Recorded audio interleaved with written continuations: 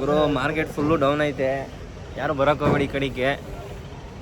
ನೋಡಿ ಆ ಅಣ್ಣ ಬಂದು 12 ದಿವಸ ಆಯಿತು. 12 ದಿವಸದಿಂದ ಒಂದು ರೈಟ್ ಐತೆ, ಇವತ್ತಿನ ಒಂದು ರೈಟ್ ಐತೆ. 12 ದಿವಸದಿಂದ ಒಳ್ಳೆ ಬಾಡಿಗೆ ಬೆಂಗಳೂರಿಗೆ 220 ರೂಪಾಯಿ ಇತ್ತು, ಇವಾಗಿನ ರೇಟು 160 ರೂಪಾಯಿ ಐತೆ.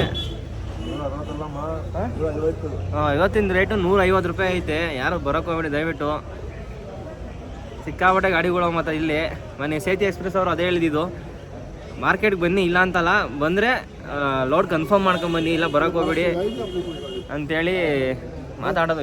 ಒಂದು ವೀಡಿಯೋ ಮಾಡಿ ಹಾಕಿದ್ರು. ದಯವಿಟ್ಟು ಯಾರು ಯೋಚನೆ ಮಾಡಿ ಬರೋಕ್ಕೆ ಹೋಗ್ಬೇಡಿ ಶ್ರೀನಗರಕ್ಕೆ. ಫುಲ್ ಮಾರ್ಕೆಟ್ ಡೌನ್ ಐತೆ. ನಾವು ಬಂದ ಇಲ್ಲಿ ಅದು 20 ದಿವಸ ಆಯಿತು ಊರು ಬಿಟ್ಟು, ಇನ್ನೂ ಊರಿಗೆ ಹೋಗೋಕ್ಕಾಗಿಲ್ಲ. ಇವರು 12 ವೀಲ್, ಇವ್ರದ್ದು 12 ವೀಲ್ಗೂ ಬಾಡಿಗೆ ಇದು ರೈಸ್ ಆಗಿಲ್ಲ.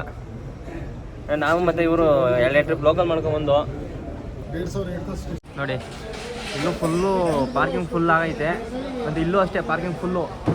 ಇನ್ನು ಒಳಗೆ ಹೋಗ್ತೀನಿ ಅಂದರೆ ಒಳಗಡೆ ಫುಲ್ಲು ಮಾರ್ಕೆಟ್ ಫುಲ್ ಆಗೈತೆ. ಅಂದರೆ ಒಂದು 700ರಿಂದ 800 ಗಾಡಿಗಳವೆ. ಫುಲ್ಲು ಒಂದು ಜಾಗನೂ ಇಲ್ಲ ಗುರು. ಎಲ್ಲ ನೋಡಿ ಗಾಡಿಗಳೆಲ್ಲ ಸೈಡ್ ಹಾಕಂತವ್ರೆ, ಅಷ್ಟು ಜಾಮ್ ಆಗ್ಬಿಟ್ಟೈತೆ. ದಯವಿಟ್ಟು ಯಾರು ಬರೋಕ್ಕೆ ಹೋಗ್ಬಿಡಿ. Srinagar full market down. ಬಂದು ಎಷ್ಟು ದಿವಸ ಆಯ್ತಣ್ಣ? 12 ದಿವಸ ಆಯ್ತು ರೀ ಬ್ರದರ್.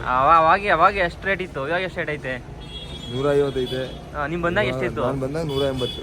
ತುಂಬ್ಕೊಂಡು ಹೋಗ್ಬೇಕು ತಾನೆ? ಏನ್ ಮಾಡ್ತೀರಾ? ದುರಾಸೆ ಜಾಸ್ತಿ ಆಗುತ್ತೆ ಅಂತ ಇವಾಗ ನೀವು ಅದು ನಮಗೆ ಆ ಥರ ಹೇಳಿ ಅದು ನಾವು 220 ಇತ್ತು ಅಂತ ಬಂದು ಇವತ್ತು 160-175 ಐತೆ. ತುಂಬ್ಕೊಂಡು ಹೋಗ್ಬಿಡಿ ನೋಡೋಣ. ಕಾಯ್ತಾ ಇದ್ದೀರಾ? ಅವರು ಹಂಗೆ ಆಸೆ ದುರಾಸೆ ತುಂಬ್ಕೊಂಡು ಹೋಗಕ್. ನಾವು 220 ರೂಪಾಯಿ ಐತೆ ಅಂತ ಬಂದಿದ್ದು, ಇಲ್ಲಿ ನೋಡ್ರಿ 150 ರೂಪಾಯಿ ಆಗೋಯ್ತು. ಹೇಳಿದೆ ನಿಮಗೆ ಅವತ್ತು, ಹೇಳಿಲ್ಲ ಫೋನ್ ಮಾಡಿದಾಗ ಬರ್ಬೇಡಿ ಯಾರು ಬರೋಕ್ ಹೋಗ್ಬೇಡಿ ಇಲ್ಲಿಗೆ ಅಂತ ನಾನು ಹೇಳಿದ್ನೇ ಇಲ್ಲ ನಿಮಗೆ. ಬರ್ಬೇಡ್ರಿ ಯೋಗೇಶ್, ಭಾಳ ಥಂಡ ಐತಂತ.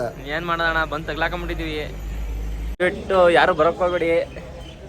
ಯಾಕಂದ್ರೆ ನಾವು ಊರಿಗೆ ಬರೋಕ್ಕೆ ಲೋಡ್ ಹುಡುಕ್ತೀವಿ, ಲೋಡೇ ಸಿಗ್ತಲ್ಲ. ಬೆಂಗಳೂರಿಗೆ ಫುಲ್ಲು ಬಾಡಿಗೆ ಕಮ್ಮಿ ಆಗ್ಬಿಟ್ಟೈತೆ. ಲೋಕಲ್ ಮಾಡೋಣ ಅಂದ್ರೆ ಲೋಕಲು 10 ರೂಪಾಯಿ ಫುಲ್ ಕಮ್ಮಿ ಆಗೋಗಿದೆ. ಏನು ಮಾಡೋಣ? ಸರಿ ಫ್ರೆಂಡ್ಸ್, ಶ್ರೀನಗರ್ಗೆ ಬರೋಕ್ಕೆ ಹೋಗ್ಬೇಡಿ ಅಂತ ಹೇಳ್ತೀನಿ. ಸೀಸನಲ್ಲಿ ದ್ರಾಕ್ಷಿ ಸೀಸನಲ್ಲಿ ಬಂದು ಲೋಕಲ್ ಮಾಡ್ಕೊಂಡು ಹೋಗಿ. ಸೀಸನ್ ಅಂದರೆ ಈಗ ಅಲ್ಲೇ ಸೀಸನ್ ಮುಗ್ದೋಯ್ತು. ನಾವು 2 ತಿಂಗಳು ಹಿಂದೆನೇ ಬಂದಿದ್ರೆ ಒಳ್ಳೆ ಸೀಸನ್ ಇತ್ತು. ಸೀಸನ್ ಮುಗ್ದೋಯ್ತು. ಈಗ ಏನು ಮಾಡೋಕ್ಕಾಗಲ್ಲ, ನಮ್ಮ ಮನೆ ಬರೋ ಚೆನ್ನಾಗಿಲ್ಲ. Market full down. ಹಬ್ಬ ಸೀಸನ್ಗೂ ಬಾಡಿಗೆ ರೈಟ್ ಜಾಸ್ತಿ ಆಗುತ್ತೆ ಅಂದರು, ಅದು ಜಾಸ್ತಿ ಆಗಲ್ವಂತೆ. ಎಲ್ಲ ಏನಂತಣ್ಣ, ಕೋಲ್ಡ್ ಸ್ಟೋರೇಜ್ ಎಲ್ಲ ಸ್ಟೋರೇಜಲ್ಲಿ ಫುಲ್ಲು ಇದು ಮಾಡ್ಬಿಟ್ಟಾರೆ. ಮಾಲು ಯಾರು ಕೇಳ್ತಿಲ್ಲ. ಐಟಮ್ ಕೇಳೋದು ಸ್ಟಾಪ್ ಮಾಡಿಬಿಟ್ಟಿದ್ದಾರೆ, ಯಾಕಂದರೆ ಫುಲ್ ರೇಟ್ ಡೌನ್ ಐತೆ ಅಂತೇಳಿ. ಅದಕ್ಕೆ ನಮಗೂ ಬಾಡಿಗೆಗಳು ಸಿಗ್ತಾ ಇಲ್ಲ.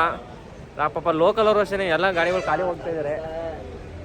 ಇಲ್ಲಿ ಇನ್ನೊಂದು ಡ್ರೈವರ್ಗಳನ್ನ ಕೇಳೋಣ ಅಂದರೆ ನಮ್ಗೆ ಇಲ್ಲಿ ಹಿಂದಿ ಅಷ್ಟೊಂದು ಬರೋಲ್ಲ. ನಮ್ಮ ಜನಗಳು ಹಿಂದಿ ಯಾರು ನೋಡೋಲ್ಲ ನಮ್ಮ ಕನ್ನಡದಲ್ಲಿ.